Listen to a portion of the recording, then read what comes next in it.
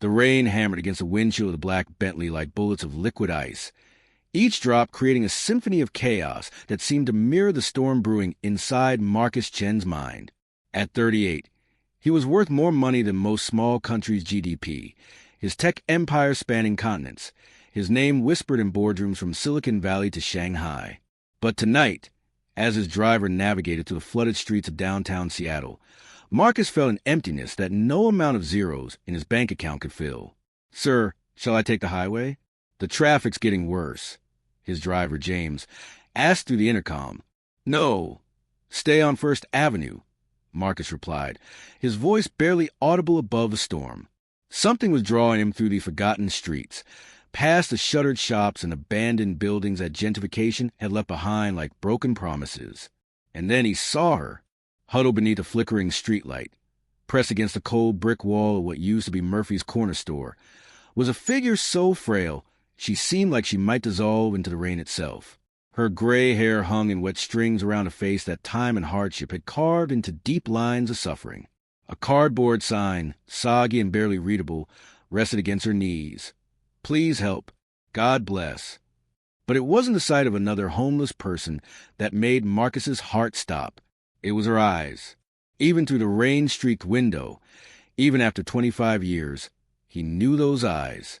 They were the same eyes that had looked at him with patience when he couldn't read, with encouragement when he wanted to give up, with love when no one else seemed to care. "Stop the car," Marcus whispered. "Sir." "Stop the car." The command erupted from him with such force that James immediately pulled over, the Bentley's wheels splashing through a puddle that sent waves across the sidewalk. Marcus sat frozen, his hand on the door handle, staring at the woman who had changed his life more than any business deal, any acquisition, any triumph he'd ever achieved. Mrs. Eleanor Whitman, his third-grade teacher, the woman who believed in a scrawny, dirty kid from the wrong side of town when everyone else had written him off. 25 years earlier, Marcus Chen had been nothing more than another statistic waiting to happen. His mother worked 3 jobs just to keep their one-bedroom apartment. His father was a ghost who sent empty promises instead of child support, and young Marcus had learned that the world was a place where dreams went to die. He remembered walking into Lincoln Elementary that first day, his shoes held together with duct tape, his stomach growling, because breakfast had been a luxury they couldn't afford.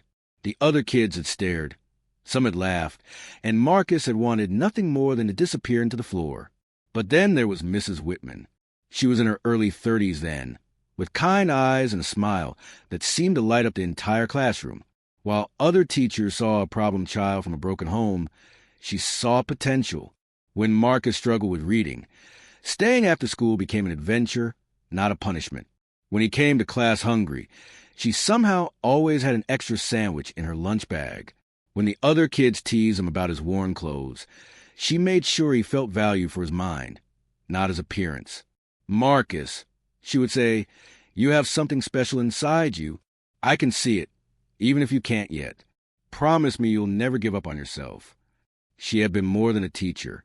She had been hope incarnate, the first adult to show him that kindness existed in the world, that someone could care about him without wanting anything in return.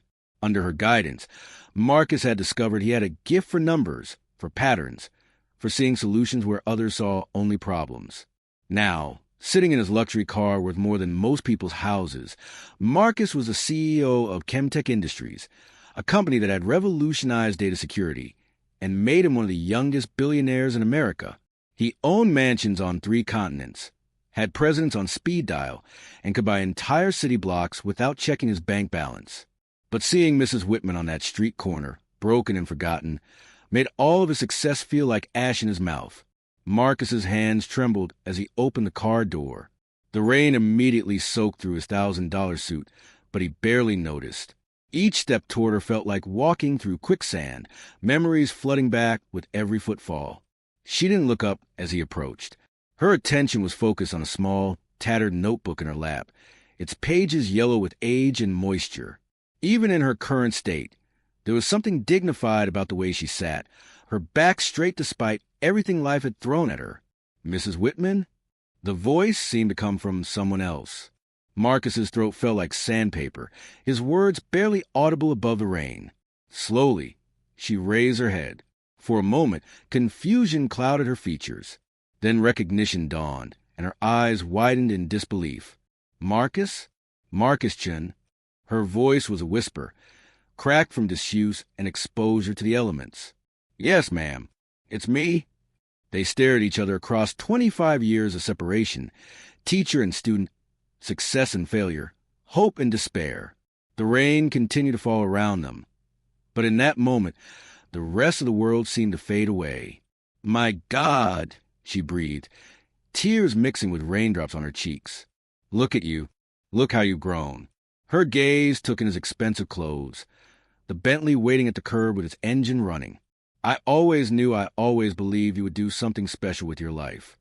Marcus knelt beside her, not caring that the wet pavement was destroying his suit. Mrs. Whitman, what happened? How are you here? She tried to smile, but it came out broken. Life, Marcus. Life happened. But what about you? Tell me everything. Are you happy? Are you okay? Even now, even in her lowest moment, her first concern was for him. The realization hit Marcus like a physical blow. I'm successful, he said, then stopped. The word felt hollow, meaningless. But, Mrs. Whitman, let me help you. Please, you can't stay out here. She shook her head, pride flickering in her tired eyes. Oh, sweetheart, I couldn't. You don't understand. I'm not the same person I used to be. You're exactly the same person, Marcus said firmly. You're the woman who saved my life. Now let me save yours. Convincing Mrs. Whitman to come with him took nearly an hour. She kept insisting she would be fine, that she had imposed on people enough, that she didn't want to be a burden. But Marcus was persistent, and eventually her exhaustion won out over her pride. James, ever professional, showed no surprise when Marcus helped a homeless woman into the back seat of the Bentley. He simply handed Marcus a blanket from the emergency kit and adjusted the heat without being asked. As they drove through the city, Mrs. Whitman pressed her face to the window like a child seeing the world for the first time. The Seattle skyline glittered through the rain, a testament to progress and prosperity that seemed alien to someone who had been living on its margins. I used to love this city, she said softly. Richard and I would drive downtown on Sundays after church, just to see the sights. That was before... She trailed off, her fingers worrying the edge of the blanket. Marcus's estate was a 40-minute drive from downtown, nestled in the hills overlooking Puget Sound. As they wound up the private road lined with old-growth evergreens, Mrs. Whitman fell silent. When the house came into view, a sprawling modern masterpiece of glass and steel that seemed to float among the trees, she gasped. Marcus, this is your home? One of them, he admitted, then immediately regretted his honesty. It sounded boastful, privileged, everything he never wanted to be. But Mrs. Whitman wasn't judging. She was marveling. It's beautiful, like something from a magazine. The household staff, alerted by James, had prepared one of the guest suites. Mrs. Whitman stood in the doorway of the room, which was larger than the entire apartment Marcus had grown up in, and began to cry. I can't, she whispered. This is too much. I don't belong here. You belong wherever kindness is valued. Marcus said, you belong wherever someone cares about you. And I care about you, Mrs. Whitman, more than you'll ever know. He left her to settle in, but sleep was impossible. Instead, he paced his study, staring out at the city lights and thinking about the cosmic joke that had led him to this moment. Here he was, a man who could buy anything he wanted, who had achieved everything he'd ever dreamed of, and yet the person who had given him a foundation for it all was living on the streets. The next morning, over breakfast in Marcus's sun-filled dining room, the full story came out. It wasn't a tale of addiction or mental illness or the usual factors that led to homelessness. It was something far more heartbreaking, a slow slide into poverty caused by love, loyalty, and the crushing weight of an unfair system. Mrs. Whitman had taught for 37 years, touching the lives of hundreds of children like Marcus. She had married her college sweetheart, Richard, who became a social worker. They had been comfortable, happy, planning for retirement when Richard was diagnosed with early-onset Alzheimer's at 58. The insurance covered some of it, she explained, her hands wrapped around a cup of coffee as if it were an anchor. but not the specialized care he needed, not the experimental treatments we hoped might slow the progression. I took out a second mortgage on the house, then a third. I sold everything we owned, my grandmother's jewelry, Richard's coin collection, everything. She had continued teaching even as she spent her evenings and weekends caring for Richard, watching the man she loved disappear piece by piece. When he finally died 3 years later, the medical bills had consumed everything. The house went into foreclosure. Her pension, reduced because she borrowed against it, wasn't enough to rent even a studio apartment in Seattle's inflated market.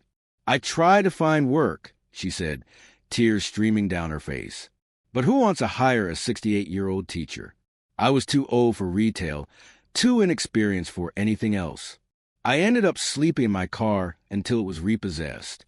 Then the shelters, but they're so crowded, so dangerous. The streets seemed safer. Marcus listened in horrified silence. This woman, who had given her life to educating children, who had sacrificed everything for love, had been abandoned by the very society she had served. "How long?" he asked quietly. 6 months, she whispered. 6 months on the streets. "And you never thought to reach out? To any of your former students, to other teachers?" She shook her head. "Pride, I suppose. Shame. I didn't want anyone to see me like this. I didn't want to burden anyone with my problems." Marcus stood abruptly, unable to sit still any longer. "Mrs. Whitman, do you remember what you used to tell me when I was struggling with math problems?" She looked up, surprised by the change of topic. "I told you that every problem has a solution. You just have to be willing to look at it from different angles." "Exactly. Well, I'm looking at this from every angle, and the solution is simple. You're not going back to the streets. Ever. Marcus, I appreciate the kindness, but I can't live in your guest room forever. I need to find my own way." "You're right," he interrupted. "You can't live in my guest room forever, because I'm going to buy you a house." The argument that followed was epic. Mrs. Whitman, despite her circumstances, still had the fire that had made her such an effective teacher.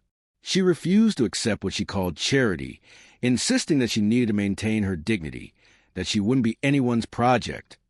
"I taught you better than this, Marcus Chen," she said, wagging a finger at him in a gesture so familiar it took him back 30 years.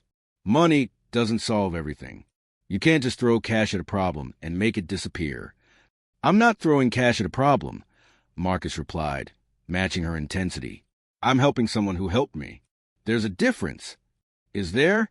Or are you trying to ease your guilt about being successful while your old teacher ended up on the streets?" The accusation stung because there was truth in it. Marcus did feel guilty. He felt guilty that he had so much while she had nothing. He felt guilty that he had lost touch with the woman who had shaped his life. He felt guilty that it had taken a chance encounter to make him aware of her suffering. But there was more to it than guilt.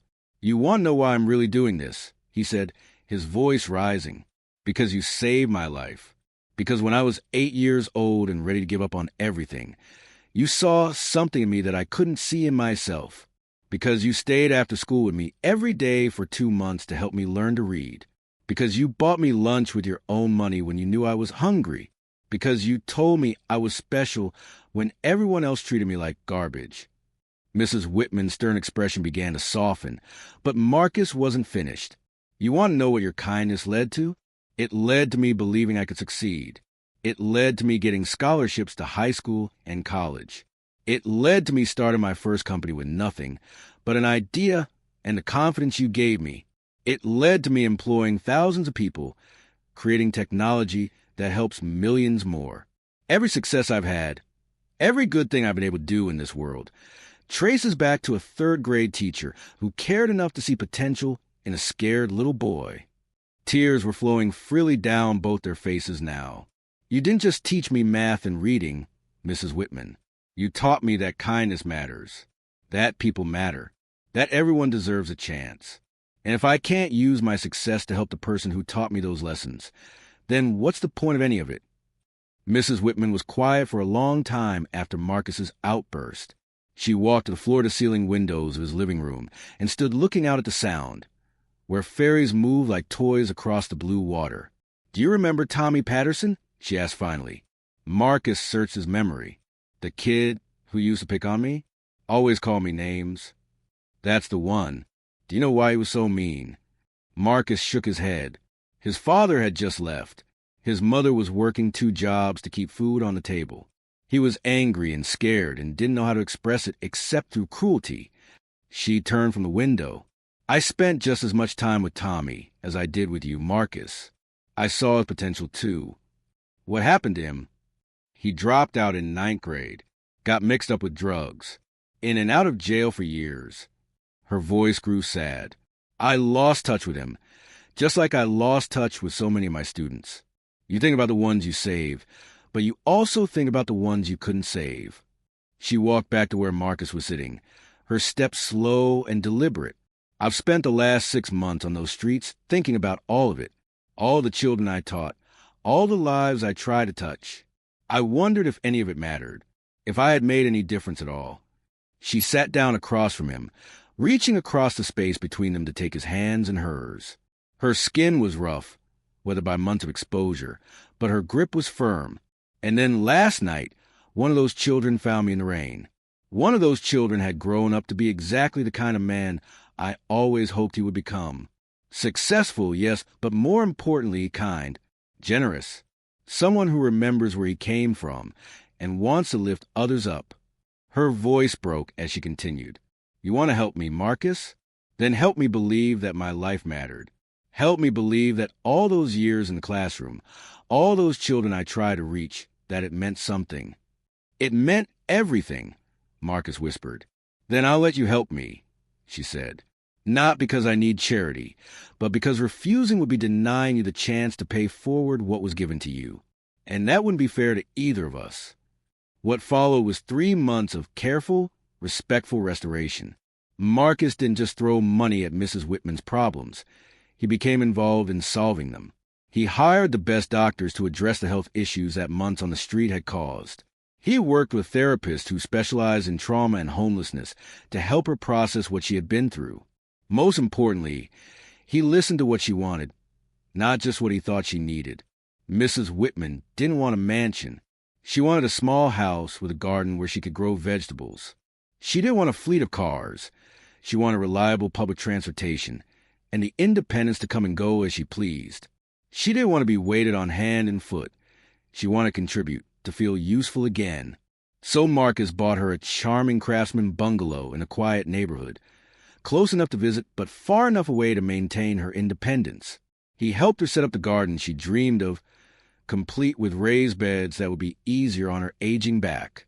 He made sure she had everything she needed to be comfortable and secure. But the most meaningful transformation wasn't physical, it was spiritual.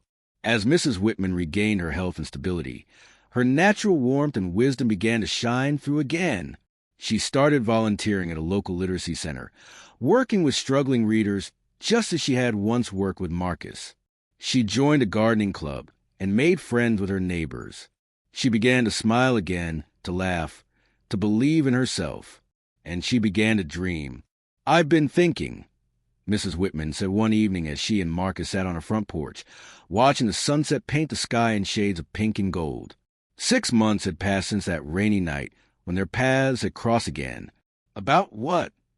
Marcus asked, sipping the sweet tea she had insisted on making for him. About all the other teachers out there, the ones who dedicated their lives to educating children, only to find themselves struggling in retirement. The ones who can't afford their medications, who are losing their homes, who are one crisis away from ending up where I was. Marcus set down his glass and turned to face her fully. He recognized the tone in her voice. It was the same one she had used when she was planning a particularly ambitious lesson or organizing a school fundraiser. Mrs. Whitman was building up to something big. What are you thinking? He asked. I'm thinking that if we could help just one teacher, we could help more.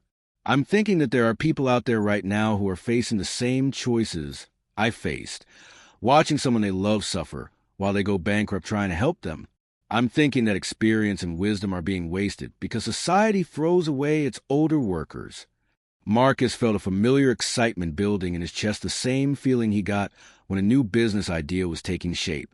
What are you proposing? Mrs. Whitman pulled out a notebook, not the tattered one she had been writing in that night on the street, but a new one filled with careful plans and detailed notes. The Whitman Chen Foundation for Educators in Crisis, she said. A fund to help teachers and other educators who find themselves in financial distress. Emergency grants for medical bills, mortgage assistance, job placement services for older educators, mental health support. She flipped through pages covered with her careful handwriting.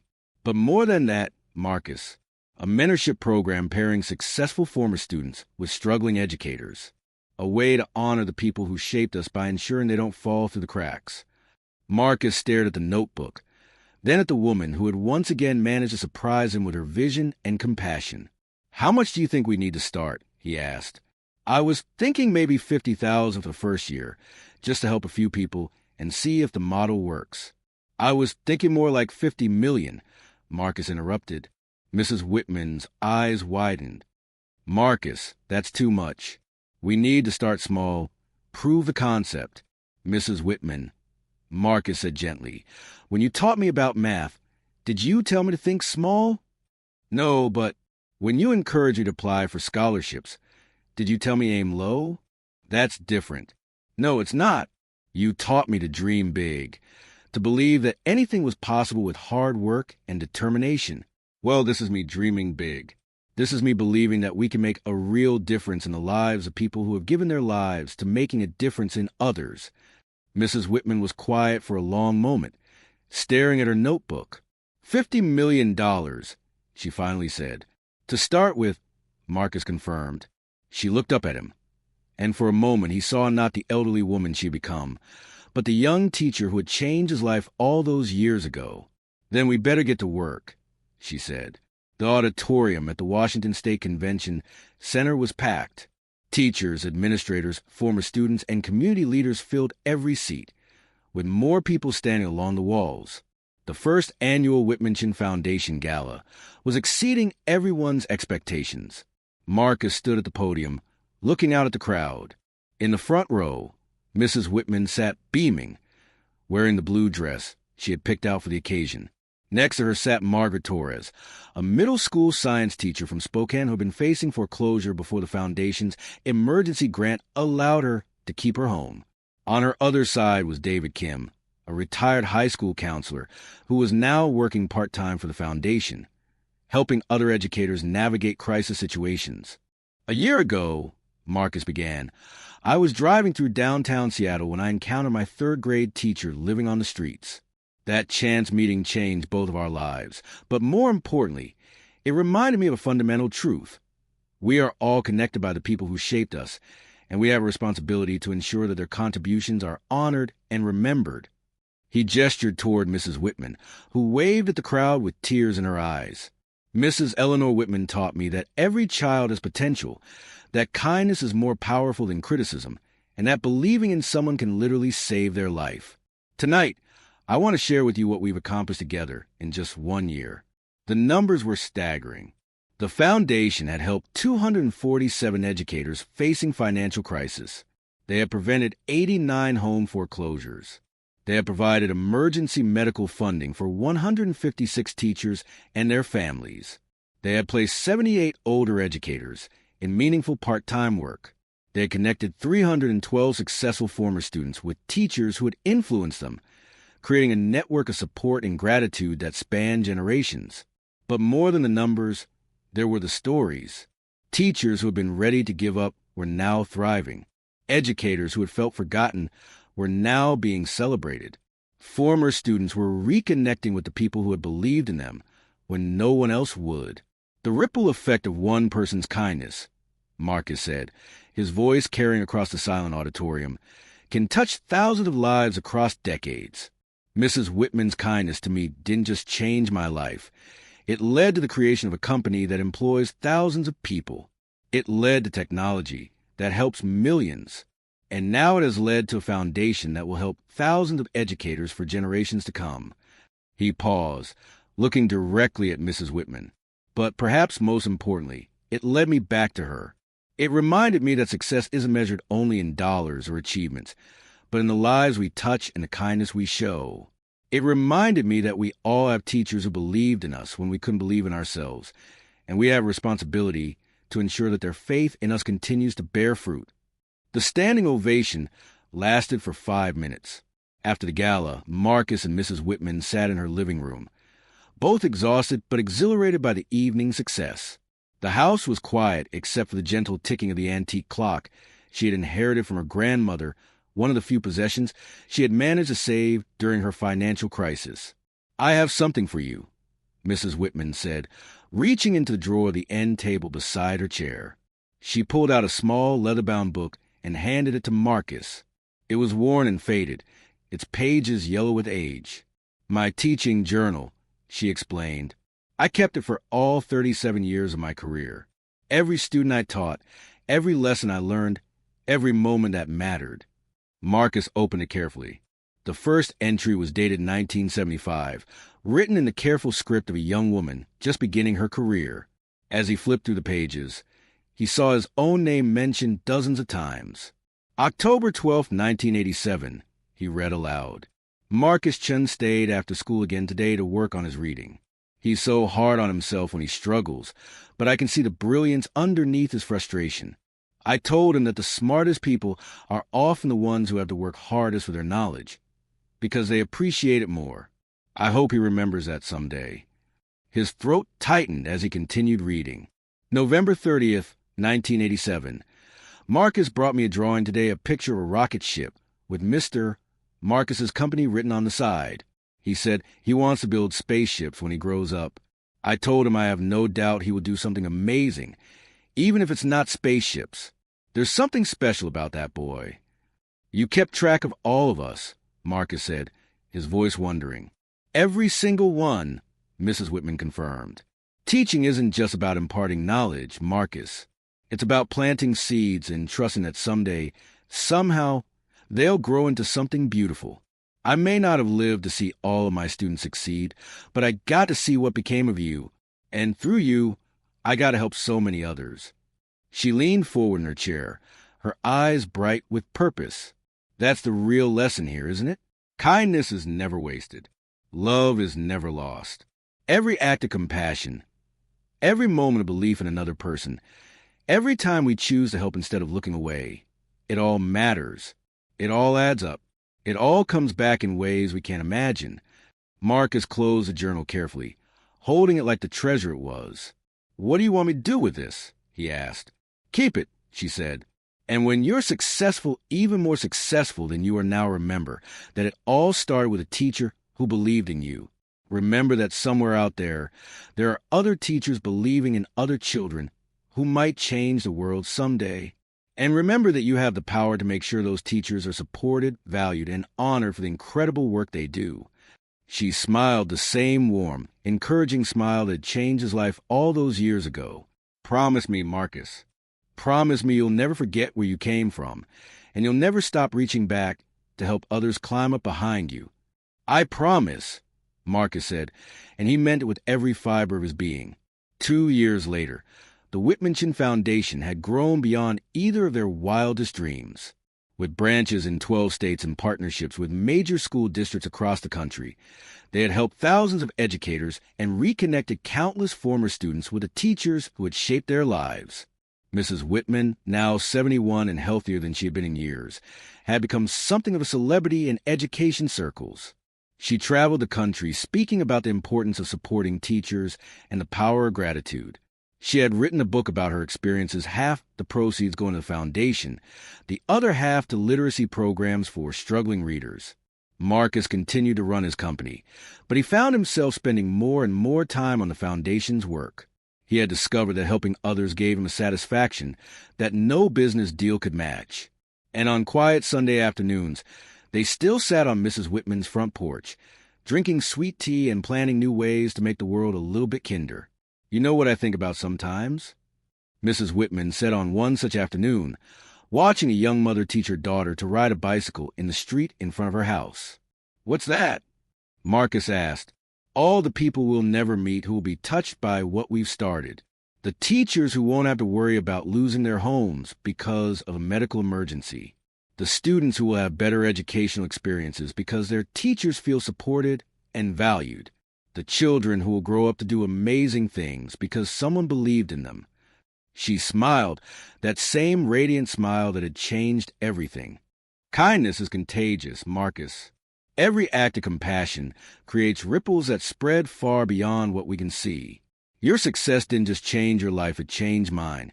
And through the foundation, it's changing thousands of others. And those people will go on to touch thousands more. Marcus nodded, understanding completely. He thought about the young entrepreneurs he mentored through his company, the employees whose lives had been improved by good jobs and benefits, the innovations his team had created that made life easier for millions of people around the world. It all traced back to that little boy struggling with reading in a third-grade classroom, and the teacher who refused to give up on him. Mrs. Whitman, he said, "I have a confession to make." "Oh." She raised an eyebrow in mock concern. "This sounds serious. That night, I found you on the street. It wasn't entirely by chance. I had been feeling empty, dissatisfied with my life despite all my success. I was driving around aimlessly, and something drew me to that part of town. I think I was looking for something, even though I didn't know what it was." "And what do you think you were looking for?" Marcus considered the question carefully. "Purpose," he said finally. "Real purpose. I had achieved everything I thought I wanted, but I felt hollow inside.